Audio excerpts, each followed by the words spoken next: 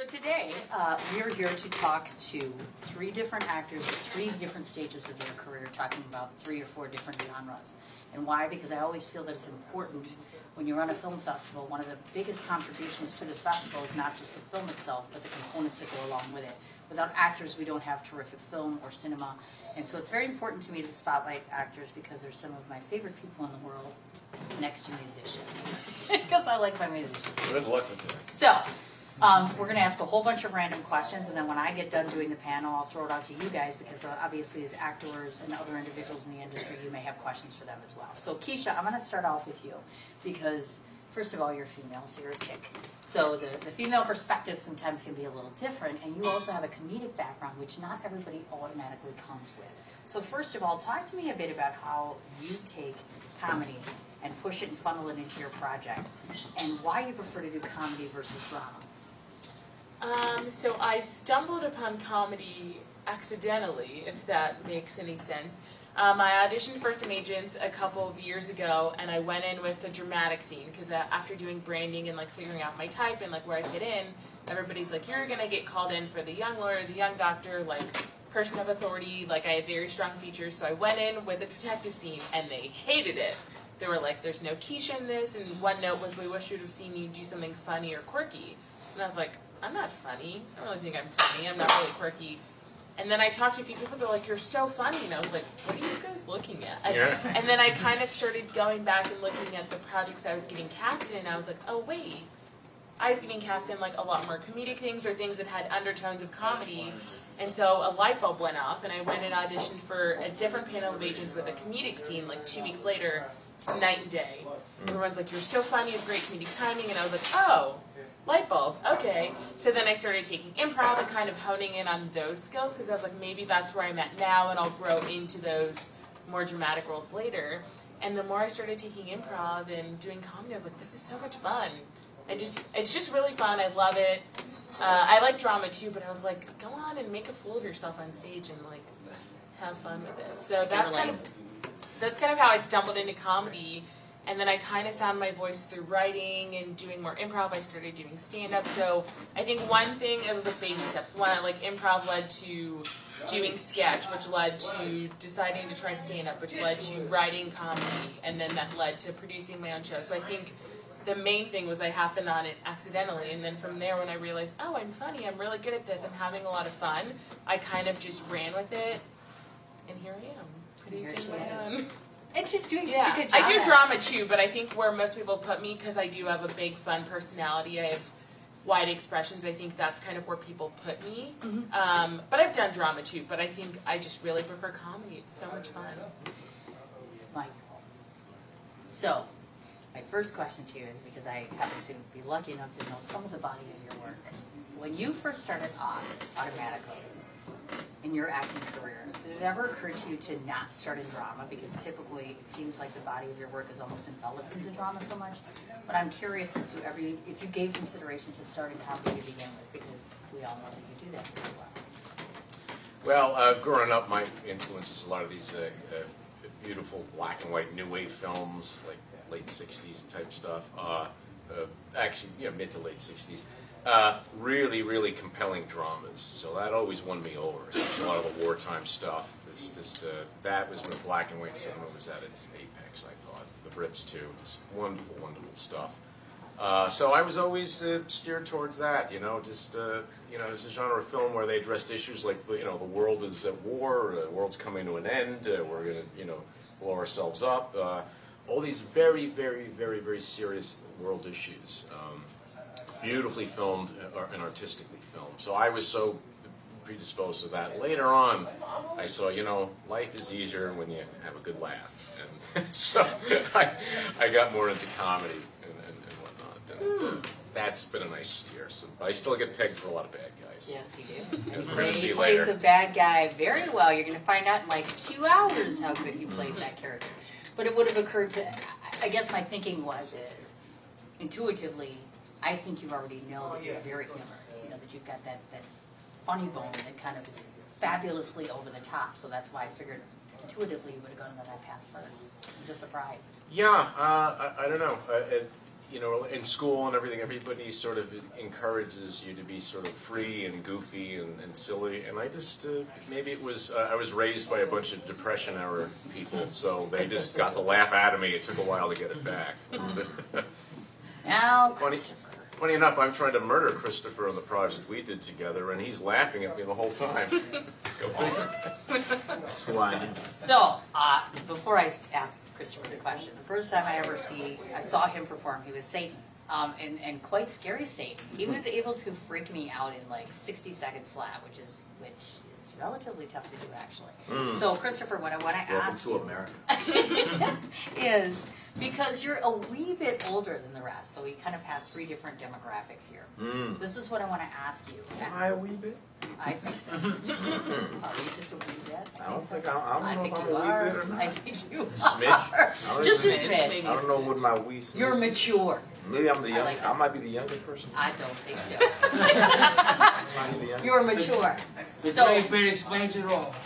The gray beard, but it does not. My mother turned gray at 18. Oh my All of god. my family turned gray. We turned gray in our Really? 20s. Oh my gosh. So I've had a gray hair since the 20s. But you are mature, and I know that to be true. So I want to ask you a very I mature resemble that question. As you age, and as time goes along and you continue to act more and more, does your perspective and scope of work change to fit your own personal passions? Because oftentimes actors, look at presented roles and they take just about anything, because obviously there's very stiff competition. Obviously there's a lot of people out there who have different ideas about where they want to go and what they want to do. So we all hit that age, and as we mature, we start to realize this is where I really want to be. So where do you stand on that? Are you really pursuing the passion that you want to on stage and screen, or are you still kind of figuring it out even now that you're further along in your career? That's a great question. Cute. You're good at this. I am. We should switch roles. We should do this. Can I sit over there and you can Yeah, teach me how to act? absolutely. Because I can't act. He I know. says I can act, but I cannot. You're doing great. You said 3 actors. I was like, I thought I was going to be up here. That was confusing. So it's interesting. I transitioned. I mentioned music and actors. I transitioned. I was in the music world for quite a few years,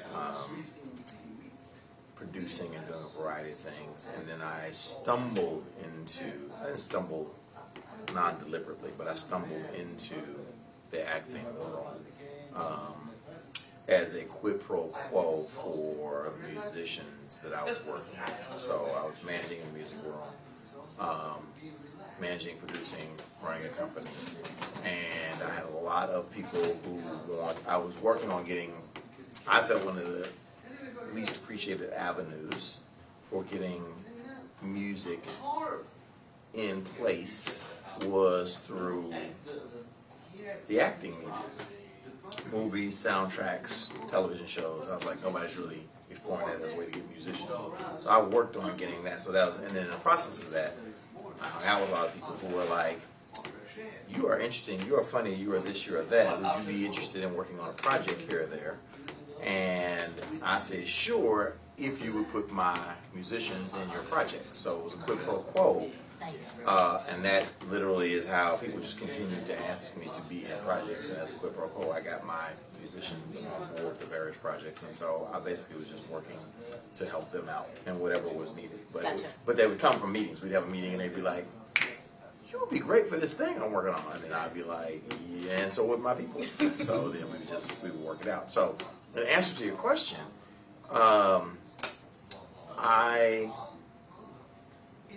full disclosure, I'm in my mid-40s, and I find that I'm kind of a strange unicorn in that I go after the work that is for more mature actors is often abandoned because people in the acting world want to appear as young as possible. There's this construct of being young and fresh and this and ingenuish no matter what age you are. So there's just a plethora of work for anyone who is willing to be to want to appear mature. I, by natural happenstance and by virtue of the country that I live in, play a lot of authority figures, a lot of, I get cast in a lot of authority figures, and get pigeonholed in those kind of oversight kind of roles typically, historically.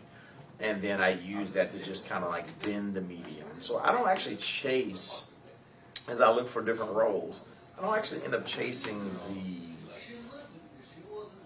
what's probably more so fitted. I actually chase older roles, and I specifically chase roles that absolutely have no connection to me whatsoever. It is not unusual to see me, I make very good relationships with casting directors who are more than familiar with my speech that I give both to casting directors and to people who are managing projects. So someone will have a project and I'll read casting. Perfect example is, we all familiar with like casting networks and Actors Access and those kind of places where you can go and you can look and see the thing. So on all of those, you put your profile in. I'm a black male, this height, this, and this. And so when people search, they go in and they say, give me the people who look like this, or they cast out those people. And you only see the ones that are specific to you. Okay, I don't do any of that. My profile has no sex, no race, no anything. I just leave it all open and I get all the castings. So what happens is I have to go through all of the castings in order to find the work that I'm looking for. I look for the work that's best suited for me, that fits me, not for the work that the person who is writing it thinks that they are looking for. So a lot of my projects are, somebody will be like, I need an Asian woman who is 5 feet tall to play a doctor. And then I will submit, and I will put in there in the caveat, I know this is what you think you're looking for. Knock yourself out. Just see at least one person who's not that, and then you can fulfill the liberal quota of making sure that you covered your bases and you didn't, do anything that was adverse to, what. And liberals love that. Liberals love feeling like they contributed to, like, oh my God, I saw somebody cool. So it's not unusual when I go to audition for me to be 6'4", 250-pound black man with 27 Asian women, all going out for the same role. I book that role 70% of the time because I don't look nothing like them. So the competition is lower, but my engagement quotient is a lot higher. What I bring is something different than what they expect. Can't even tell you, respectfully, I've sat on so many wonderful panels for projects that I've worked on, where they show the project and we go on and we stuff. And if I could just get a nickel from this next statement alone, I'd already be a millionaire.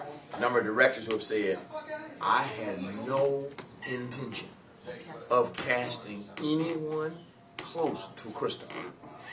And now I can't imagine not having work, him not doing the role, this, and this. Happens all the time. Because people who are writing with a construct in mind, with a story in line, and I get all of that.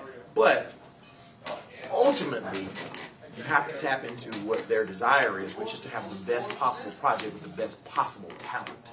So they will have an idea about a story, but if the idea is this is autobiographical and I want the person to look like me and I want this, then you're not going to bend that. But there are absolutely 80% of the other characters are just people. So can you bring people to the forefront? I've gone into roles where someone's like, well, we need someone who speaks fluent Italian, who has a background, who can do this, and this. I've gone in and said, look, to get in my foot in the door, I have to apply for the truck driver role, because that's the only one that they had that was African American. And when I get in there, I get my speech, and I say, listen, I know you got this, okay, I will absolutely read for this, but I see that you have 3 or 4 other roles that don't seem to be race specific. I mean, you have them specific, but is there some way that I can, if I can just audition for you, see how it goes. I've gone in, I'm very good with linguistics, mucked my way through the stuff. I've booked roles in Italian, I've booked roles in Serbian, I've booked roles, people just like, I just never, a black Serbian, it just never occurred to me. There's something about that. I feel like when you come in, people, and I'm like, yeah, that's what I'm trying to tell you. Like, you got to open your mind, and you get so pigeonholed in your project that you don't think, oh my God, we've talked about this Serbian the whole movie, and then when you walk in and start speaking, then people just like it's engaging, it's captivating. You increase the interest in my project. So I chase characters that intrigue me. that compel me. Yes. I want to be a Serbian guy. Be like, yeah, do you not know that there are black Jews? Do you not know that there are black Italians? Do you not know that there are black Serbians? Like, if you want me to show you, we can get online together. And it's like, oh my God. It's like, yeah. So you just need to open your mind and imagine how much more interesting the texture of your project becomes when you mention these things and you lead up to it. I'm not a main character, but you don't want any soft characters. You want every character to have the construct of, I want to know more about that guy and that woman and this and that. And that's what I try to bring to projects. So I don't pigeonhole myself at all to any role.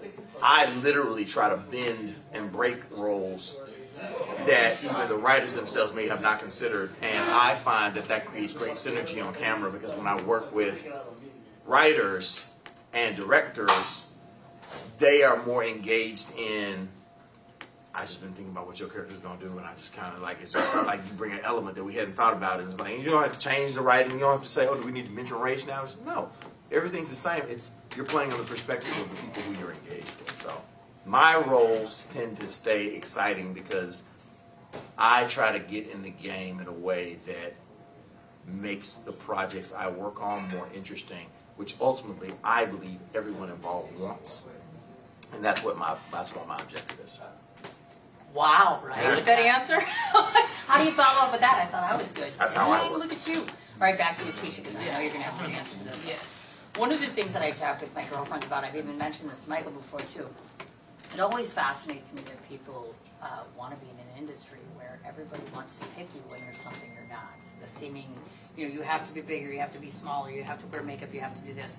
So talk to me a bit about that, because I imagine I would mess with my head, to be honest with you. Professional writers like me, I'm like, I don't need to look anyway, because I can be in pajamas and look and do my thing. But you have to look a certain way, be a certain height, be a certain weight. So in a way, I almost feel like you're being told, I want you, but you can't be you. Does that make sense? So do you guys ever, feed into that too much? And I'll start with you, Keisha. Does that ever bug you that it's like you have to fit a certain mold, and if you don't, you're losing out? And does that do a mind trick with you? You know what I mean? Yes and no. I think 10 years ago, or at least when I first started acting, it was very much that. Like, if you were a woman and you weren't 120 pounds with blonde hair and blue eyes, nobody wanted to see you as an ingenue. If you were not in that bubble of skinny, beautiful young woman, you played everything else but the love interest or the lead girl. I think, fortunately, now we are moving in the right direction where you are starting to see real people in all of the roles. If you look at people like Mindy Kaling and Viola Davis, who are paving the way to show that you don't have to be 110 pounds with blonde hair and blue eyes to play the lead in a series or the lead in a movie. The people want to see themselves. I feel like when I was growing up, I didn't see anybody that looked like me on TV.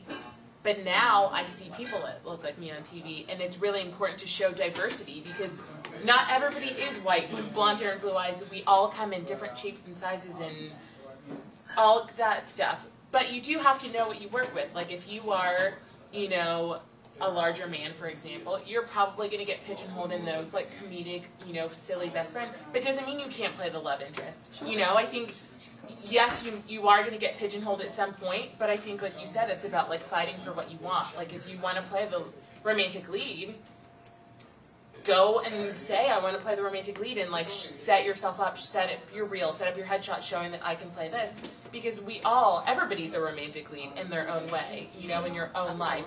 So I think we are moving in the right direction, that you don't have to be a certain size or things like that. But I also know what I can and can't play. Like, I believe nobody would ever believably cast me as someone who grew up in the projects. I'm very put together, I speak a certain way. I can look the part, but if I open my mouth, no one's going to buy it. Sure. So I think you do have to know those things about yourself as an actor. You have to know what can you realistically play, and even with makeup and things like that, is it going to be believable to an audience? And if it's not, you have to know what parameters can you work in, and then you can in those parameters, play the different kinds of roles and things like you were saying, where you don't have to necessarily fit in a box. But I do think as an actor, you do get pigeonholed until you get enough work to where you can say, all right, I've done that. I've done what you wanted me to do. Here's what I want to do. I want to play these kinds of roles. So you kind of have to play by their rules a little bit when you're starting out, until you can, like, break down the door and say, all right, I've played by your rules. These are my rules. These are the roles I want to play. This is how I want to showcase myself as an actor. So I don't know if that answered the question, but No, I no, think no, that absolutely did. Now, Opa! Michael, yeah. That was an agreement. I've seen Michael transform, and I've seen him transform into certain things. He's transformed right now, actually. He was bearded a month ago. He's no longer bearded. Now he looks like Peter Sellers, and I keep hoping he won't look like Peter Sellers, but apparently he's staying like Peter Sellers for 2 more weeks. It's So. a regulation mustache for Well- playing a cat. Yeah, the joys of acting. So, A little I Charlie want- Chaplin, but that's Yes, I was the- just going to bring that up. So I want to ask you, obviously, of course, the same thing I was asking Keisha, which is, you know, does that play tricks with your head, meaning that people specifically will say to you, I want you to look this way, I want you to act this way. You know, you have to change yourself to be acceptable as far as a role. And moreover, do you think you could pull it off? Because yes, I'm going to make him be Charlie Chaplin. So do you think you can pull it off? That's a beast. You could do it! It was a beast. It was easy for Charlie because he's Charlie. But yeah, the rest of us got to work for it. You have so Charlie qualities, though, so you can do it. I accept your challenge. We'll see how it goes. And there's always time for a 6'4" black Charlie too. So, if I don't cut the mustard, Not unappreciated. you have two good alternatives here. Not unappreciated. Christopher's now doing Charlie. I'm a line behind you. So if Michael doesn't work out, you'll help me out. Oh, no doubt, no question. No, I'm kind of cheering the whole Michael Chaplin thing. But Well, we'll I'm see. with it, I'm with it. But yeah, so tell me a bit about that in terms of, does that ever mess with your head? And at what point do you like, you know, why can't I just play me? You know what I mean, to be acceptable? No, I don't. I'm one of those. I don't want to do that. I try to get away from me. I mean, I have enough. I live with enough of me day to day. No, the challenge and the real artistry is becoming somebody else and walking in their shoes and learning from their lives. That, you know, almost like getting to know somebody intimately, even if the person's fictitious. That's such a nice opportunity. To delve into that, and anything physically that you can do to adapt, mentally is the tricky part, and I guess we'll talk more about it after you see my feature. I was very glad to be done with that fellow. He was just a combination of bad, like a child on the worst, most vicious tantrum you could possibly have, where he has access to instruments to hurt people, other people. I was very glad to be done with him. So it does leave, if you do it right, it should leave an indelible mark on you. Otherwise, you haven't maybe quite invested yourself enough. I think you should always be taking a little part of it with you. Amen. And then hopefully be able to wash your hands of the rest. Yeah. Amen to that. Okay, boss man, what do you think? Because I'm guessing that you probably have to transform yourself quite a bit, except you can't be an Asian woman. I can. Why would you Well- think I couldn't? I absolutely can. Anything is possible. It's not in the words that come out of your mouth. It's in your affect and the way you carry yourself. That makes the acting challenge interesting. So I absolutely transform. If you want an Asian woman, I can give you the Asian woman. It's just gonna be in my shell, and you'll see it. And it'll be interesting to people to be like, "He is Asian like I would think. Asian. This is very interesting. I don't know what makes me think that." Like, so yeah, that's a part of the fun.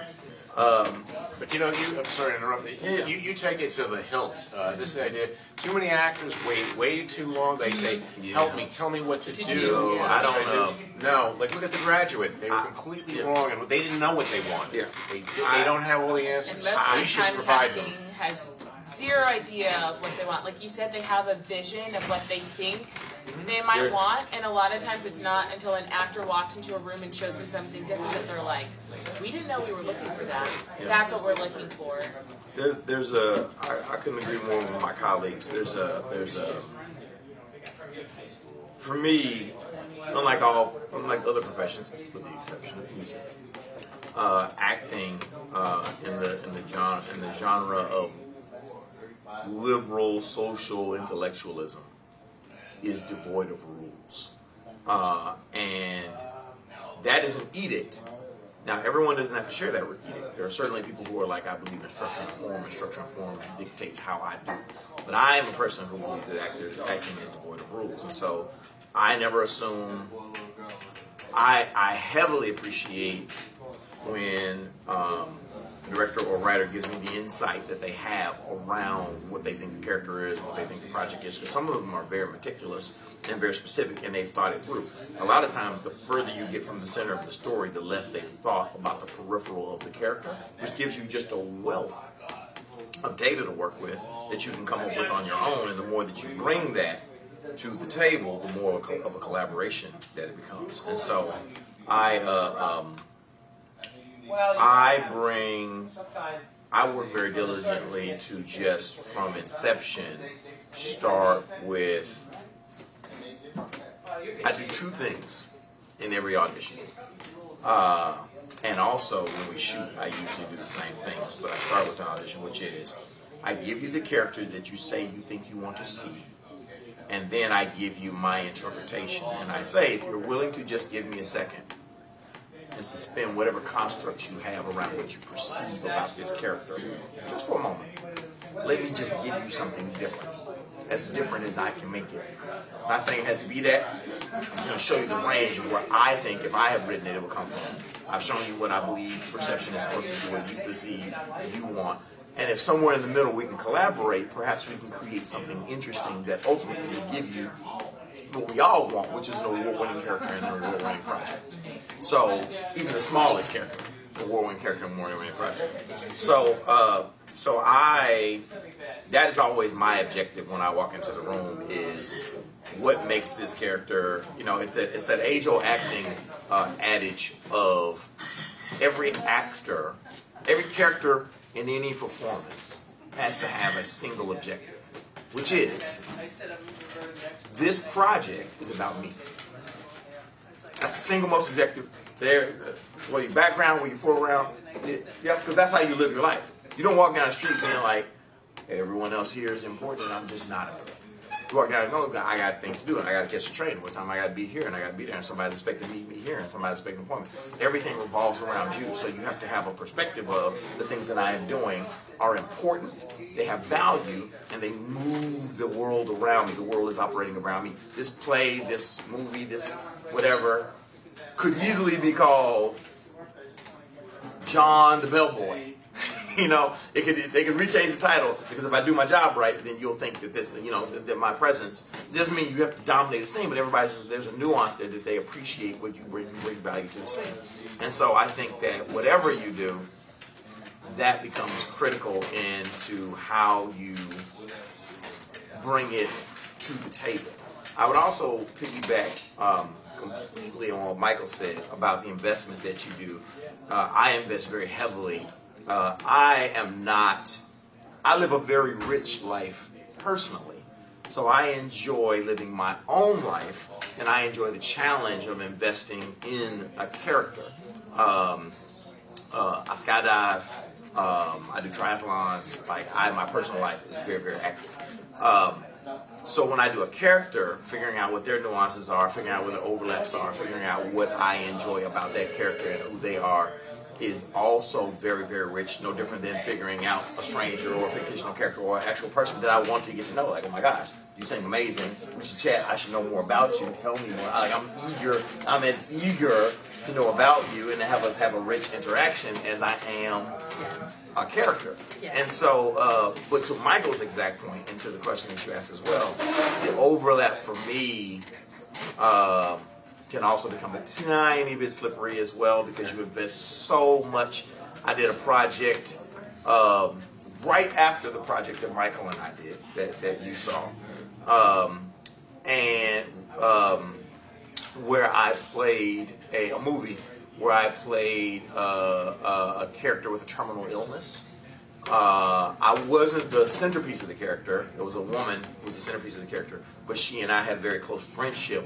Not a sexual relationship, but a very close friendship. We were just friends. And then in the movie, my character essentially passes away. She comes over looking for him, and the ambulance is there, and she's like, "What happened?" They're like, "Take him." And then later on, you find out that I'm gone. And then I do a voiceover. There's a voiceover where I wrote her a letter, and I had to go. And so in the actual filming of my scenes, we got to a point we finished, but we finished about 3 weeks before the end of production. And so we finished, and then I went and I did my scenes to her on a sound stage in a barn, where I recorded the letter, because they were going to play my voiceover while she was supposedly reading the letter, whole kind of bit. It was very emotional for me to read it, because of course I'm talking about how, like, when I'm gone, you got to keep moving, you need to keep moving on, you need to take care of yourself and that whole kind of thing. And then I left. And when I got back home, we shot it upstate Connecticut. When I got back home, I went into a deep depression for like a month. And I'm not a person, everybody's prone to depression. Let's not get it twisted. Everyone is suspected, and everyone in their lives at some point goes through some type of depression at some range. Depression is nothing to be ashamed about. I went through a deep depression for about a month because I had invested so much in the construct of thinking about death, thinking about my own dying, thinking about how I would take care of the people, thinking about encouraging the people about me, that when I left the set and they were still going on without me, I felt great loss. For the first week, I didn't even get out of bed. Like it was that I felt that heavy. Like I felt like I had died. Like I felt the loss of the character, and then I felt a void that I couldn't fill because on scene and on set, like the tenderness and the care that everybody was carrying with me, and the reality of the moment, and you have what you need, and the whole kind of bit. There was something about it that was so intrinsic that I just had a difficult time shaking it. To the point that you had made about like there's a piece of yourself, and it took me a minute. Like I knew what it was, but it had a grip on me. And so all good characters, just like when you watch a movie that you love, and you have a character that you love, you know, whether it's The Godfather, whatever, you think of something, somebody says a word or a title, you think of, Sonny Corleone, you know, you think of something, Scarface, when that scene, when he, you know, hell say, oh, my little friend, like, you jump into that moment, like, actors have that same depth where you get so intrinsically connected to a character sometimes that shaking it can take a minute. Easier with comedic characters, when I do comedy, because I do a lot of comedy, so being funny is just a part of being funny in the character. But with dramatic characters, I find sometimes you can just get deep in it. And it followed on the end of that, playing the Satan character. And so I had been in a dark place for the Satan character that we had did, and I went right into this movie where I was experiencing death. So I had like a month and a half of like this kind of like deep dark situation, and so it was yeah, you get connected to a character in a way sometimes it's hard to shake. I find it. No, If it hurts a bit, you know you did. Yeah, I found myself crying like afterwards, and I was like, "Why am I crying?" And I realized I was like, "Cause I think I'm experiencing what, like, I'm missing the people. Like they were on the other side, and they were still going about their lives filming the movie, and I was like back at home. Yeah. It was like this weird disconnect. So, any idea how to get like an actor to go back to their character? There's a particular role that an actor I know has, and I love this.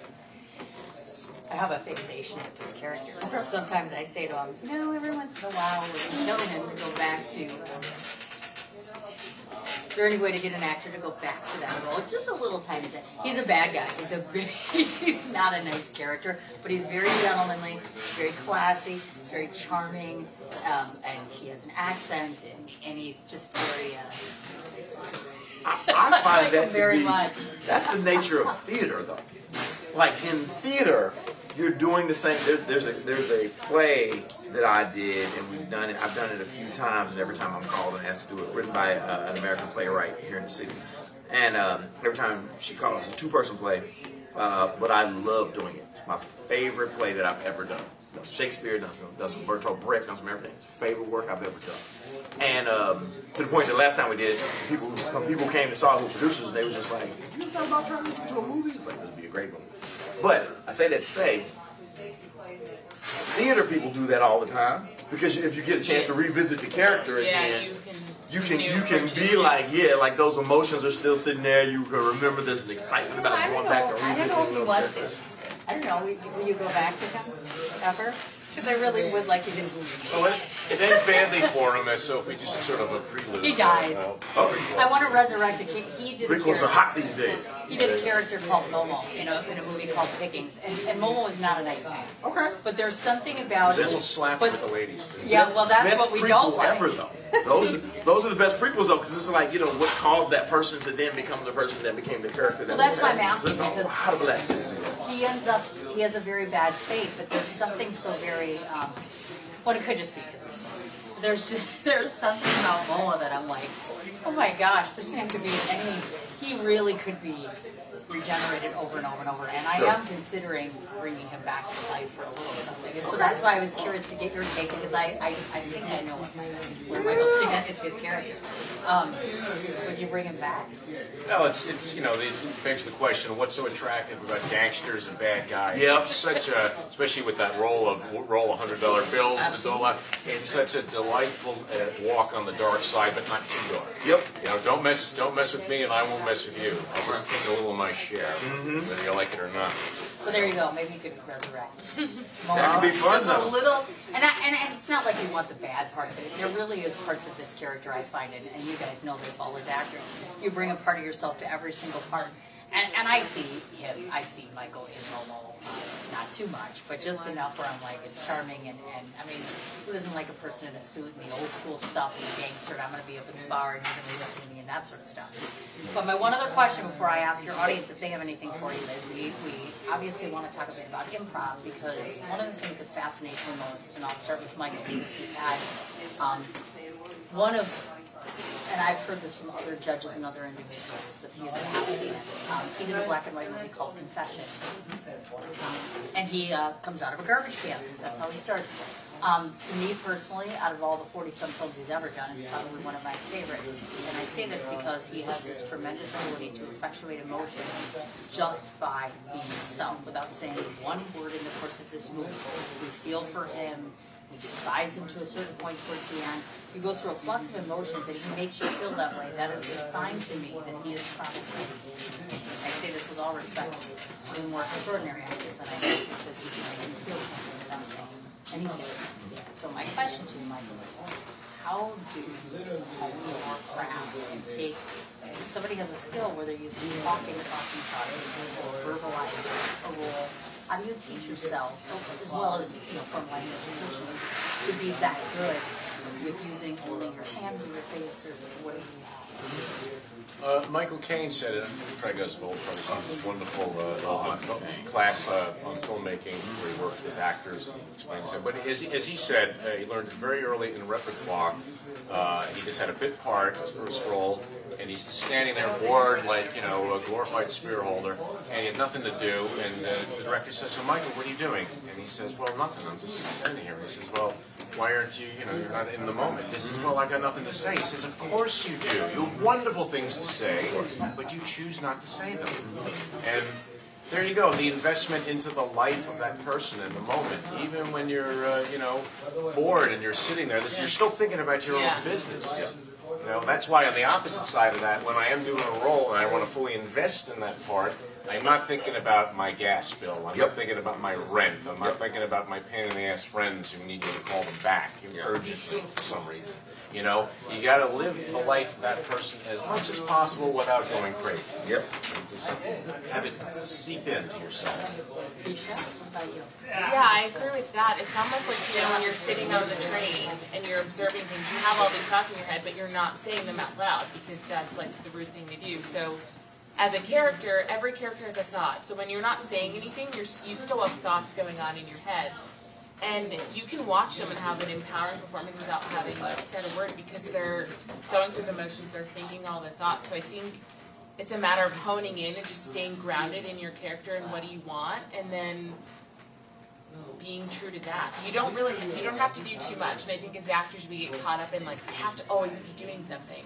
But it's just simple as listening to what your partner's giving you and then having a reaction to that. But you don't have to say anything. A lot of it is internal, and it's the camera picks up what you're thinking. The camera picks up everything. It picks up, what you're thinking, whether you're checked in or checked out. So I think it's just honing in on that part, if that makes sense.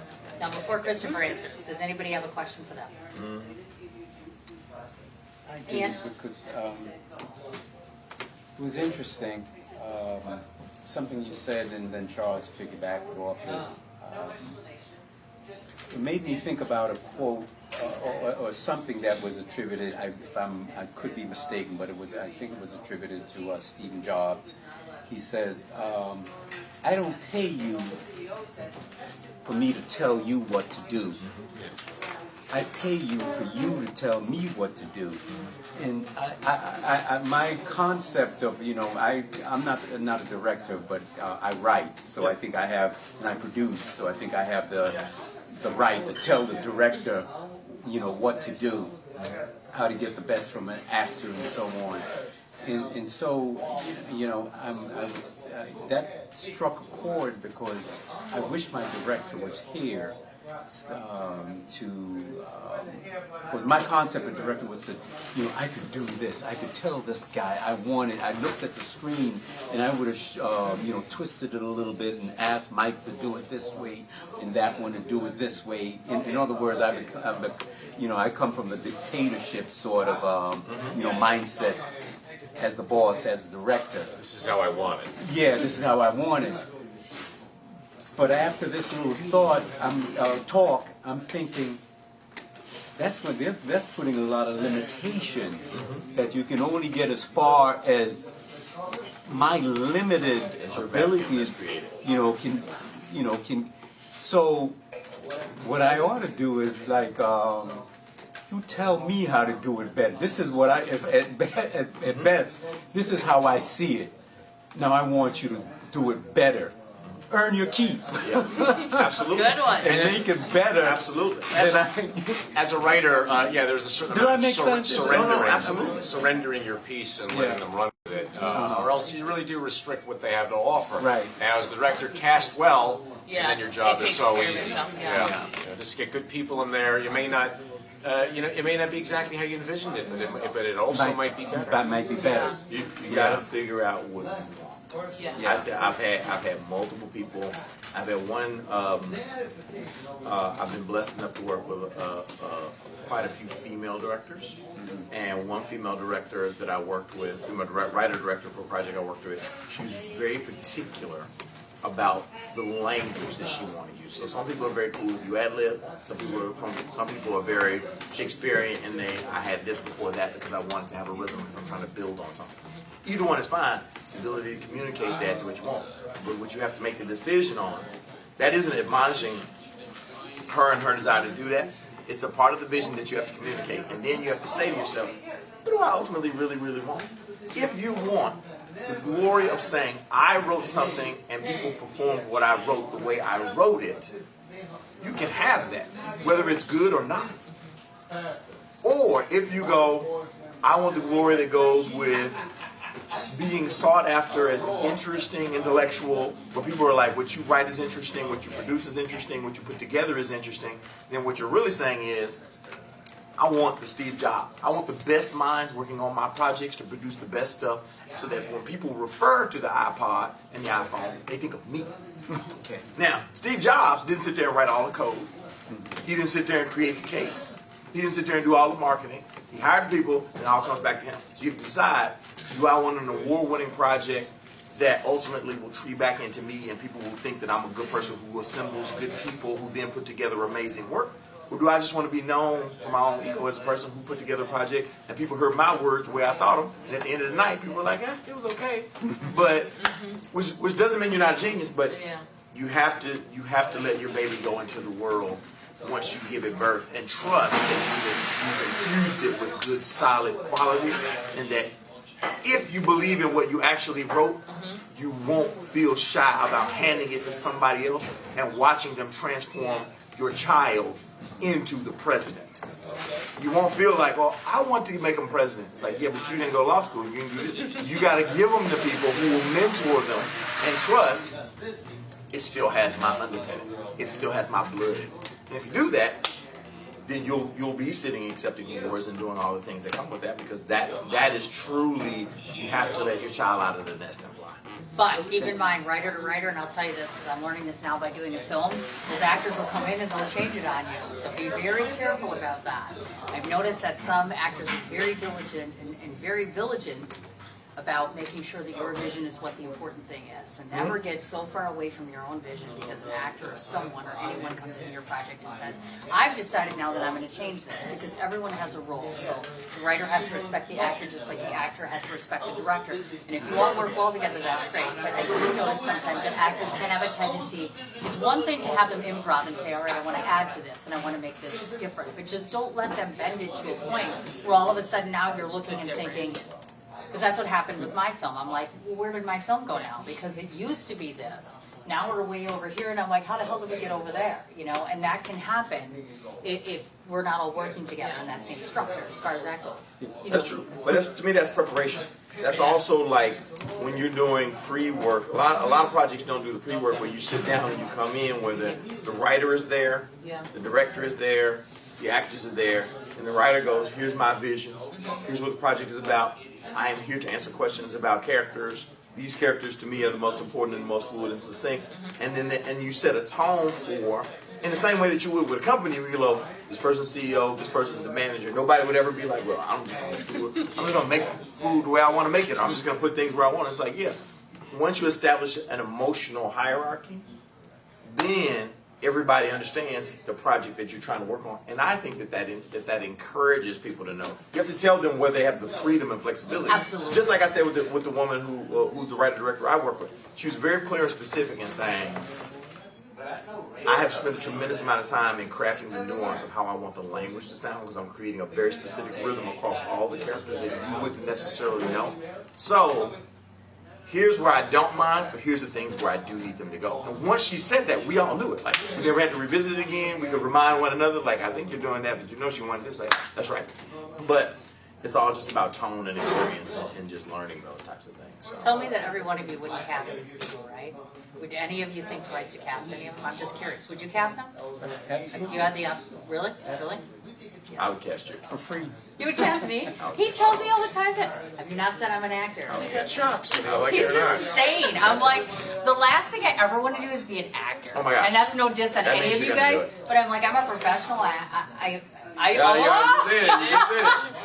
a professional writer. And scene. And Enter journalist. Dr. Freud. Well, That's the right. problem is, I don't want to look that pretty. I don't want anybody to have to tell me I have to look a certain way. I have to dress up like this. I dress up You like don't- this yeah. by choice. So I'm like, Just Those- be yourself. Those I like to be my own boss. And when you become an actor, you're not your own boss anymore. And then you have to listen. That's not true at all. That's first of all, some actors absolutely, as the gentleman pointed out, some actors, based on where they went to school and what their philosophy is, in the same way with musicians. There's a difference between a musician. I tell other actors this all the time, and I tell you still musicians when I mention musicians. There's a difference between a musician and an entertainer. There's a difference between a musician and an entertainer. An entertainer sings the songs written by other people in the way that they think it's supposed to be sung, following it as closely to the script as they can without any embellishments, because what they want to be known for is the talent of being able to sing. There's absolutely nothing wrong with that. Chris was a musician.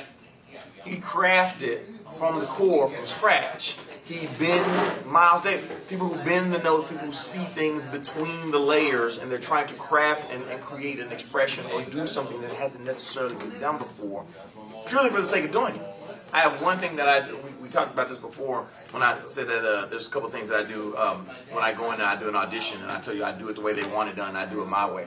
The same thing happens when I'm actually on camera on set. We can film a whole day. It's okay, you tell me where you want the character, you tell me, okay, we film it, we record it 10 times. Now you feel like you got what you need, and then I will say at the end of that, we do just one more time. I just need to get out of my system the way that I needed to hear it myself, so that I can then move on to the next thing. They will always indulge me. I do it one more time. Nobody's worried about whether or not they're going to capture the thing they want to capture, or if it's going to break what you wanted. Right? They got it already. It's already in the box. We canned it. They let me do it my own way. 40% of the time, the way I do it ends up on the reel. It ends up in the thing. Because they're just like, well, we could. I'm like, yeah, but I just needed to get that out of my system. I'm not trying to bastardize anything that anyone has written or done, but there's a thing that I have that I feel that this character's voice still has to say, and it helps me get to the next scene and the next place and the next song. So there's so much creativity out there. You got to make sure that you're utilizing your team and that your own imprint is lifting the bird and helping it fly, and not strangling it and holding it down when it's like flapping its wings. And it's a tough, difficult line to do. But you want your project ultimately to be loved and lauded.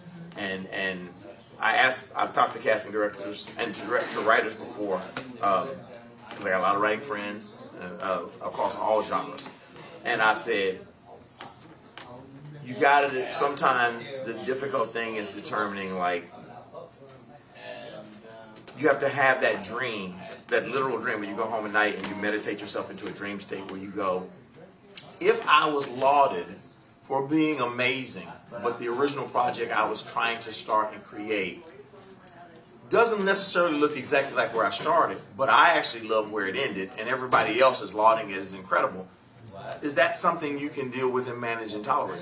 Because ultimately, that's what most real success looks like. That's what actual human success looks like. Okay? There's no person, unless you're your own billionaire and you're like, I want it to do look like this, and then in the end it looked like this. Those two things match up. What most of the time happens is you write a project, you try to take it and get it done. Somebody goes, I got the money, you wanted to get it done, you're going to have to make these changes. I want my girlfriend in it, I want my nephew in it. And this is true whether you work in a corporation, or you work on film, or you work on music, and I want this person to do this, and I want it, and you're like, it's like, I need you to write a role for my grandmother, and then all of a sudden you're making modifications, and then your thing gets produced, and you have to say, okay, now I have some notoriety, and I can go on to make my next project, and it'll be a little bit closer to the thing maybe that I wanted. But sacrifice and good intention are a part of ultimate grand success. There's nothing in your life that you've ever experienced that was truly successful that was like the original premise of the person that came up with it. That's just not success. I always like to say it's like you manifest a cake and it could show up as a cupcake. And you have to be willing to see this cupcake is still your original idea. It just showed up in a different way. And a lot of times the cupcake is better than the cake you originally made. Right. You know, like I'm very big into like the law of attraction and manifestation and putting things out. Same And here. you have to be willing to, yes, and cake. And But you cupcake. have to be willing to know what your idea is, but be open to it showing up in different ways. And I think as actors, a lot of times, I've done things that I never knew would manifest in the ways it did, but it showed up in cool ways, and I'm like, oh, that's so much better than what I originally thought it was going to be. And I think not just as actors, but as artists or in your work life, or I think everything shows up. Love your projects. Love anyone who wants to truly contribute to your success. Just the way you do in your personal life. It also applies to your creative life. Love anyone deeply who says, and they may be wrong. They might say, I have an idea. It's like, yeah, I got what you say. I listened to it. Doesn't necessarily fit in with the thing I'm trying to do, but I'm glad you share more of that, because it might affect some other kind of point. You have to love in the same way that you have a spouse or a sibling or a child or anybody in your life that truly cares about you. You would listen to them and say, I know you have my best interests at heart, and ultimately we're trying to make this thing as strong and amazing as possible. And you have to embrace those things. The universe sent those people to you for a reason. It sent those people. The universe sent those people to you for a reason. Whether it was to challenge so that you could reinforce what you truly believe, or so that you could admit to yourself that the decision you made might not be the best decision. The universe sent that to you for a reason. You have to appreciate it, you have to acknowledge it, and you have to look at that as a moment to get better. It's a moment to get better. That's what it's all about. If you really want to be better, there are no rules. Whatever gets me better, gets me better. I don't have to be the best. I don't have to be like, well, I don't want to dribble the ball. I want to be the best basketball player. It's like, well, people who dribble the ball are the best players. So you got to get better at various parts of your game, and you have to be open to the fact that those things will come at you in ways where somebody might mentor you or say something that seems out of context or out of alignment with your perception. And if something strikes you as particularly difficult or a chord that rubs you the wrong way, pay attention to it. It could be the universe's way of saying, you know you're a hard head in this area. This may be the thing that's preventing you from having the success you want.